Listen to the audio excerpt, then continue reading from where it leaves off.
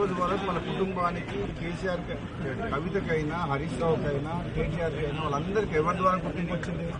కేసీఆర్ ద్వారా. కేసీఆర్ లేకుంటే కవిత ఎక్కడుంది? అది ఒక కుటుంబంలో ఆధిపత్య పోరు కాస్త బయటకు వచ్చి పార్టీ పెట్టింది.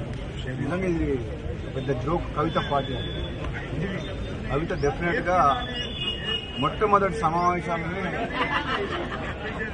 ఒక ఆడకూతురు ఆడపిల్లకు తండ్రి అంటే ఎంత ప్రేమ ఉండాలి. ముఖ్యంగా తండ్రికి కూతురు అంటే అంతే ప్రేమ ఉంటుంది, కూతుర్లకు కూడా తండ్రి అంటే అంతే ప్రేమ ఉంటుంది. ఆయన ఒక ఉద్యమకారుడు. కేసీఆర్ తెలంగాణ రాష్ట్ర ఏర్పాటులో కృషి చేసిన వ్యక్తి.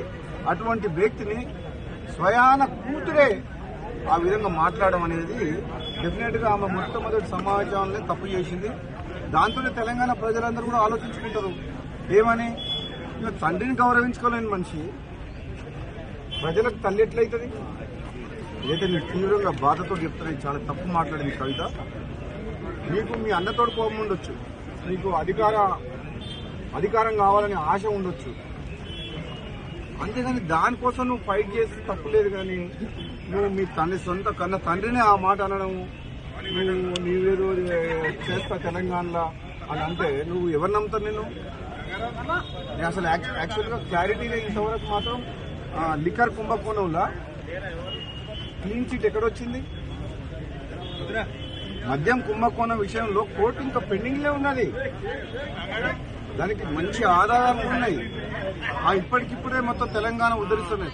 తెలంగాణ సంగతి తర్వాత కానీ మేము చాలా మంది నువ్వు తీసుకునేటోళ్ళు. కానీ ఫస్ట్ నువ్వు ఆ కేసులకి ఎట్లా బయటపడుతూ అది తీసుకో. ఫస్ట్ అది ఇంకా కేసు క్లోజ్ కాలేదు. నిజంగా ఈ రాజకీయ పార్టీ పెట్టడం అంటే అంతకుముందు గతంలో ఒకసారి కేసీఆర్ అన్నట్టు పార్టీ పెట్టడం అంటే పాండవ పెట్టినట్టు అయిపోయింది. మీ దగ్గర పైసలు ఉన్నాయని చెప్పి కొంతమందిని తీసుకుపోయి ఒక ఫంక్షన్ హాల్ తీసుకొని నీకు సోషల్ మీడియాలో చేసుకొని పార్టీ డిక్లేర్ చేసి పడేసింది.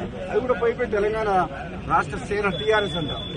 ఎంత తెలివిగా ఆ పేరును వాడుకొని ఏదో కొన్ని సీట్లు మాట్లాడుకొని మళ్ళీ రేపొద్దున ఏదైనా గెలిచి రాజకీయ లబ్ధి కోసం ప్రయత్నం చేసింది తప్పితే కవిత వల్ల ఏమి ఊరు లేవదు, లేవదు, తిరగాదు.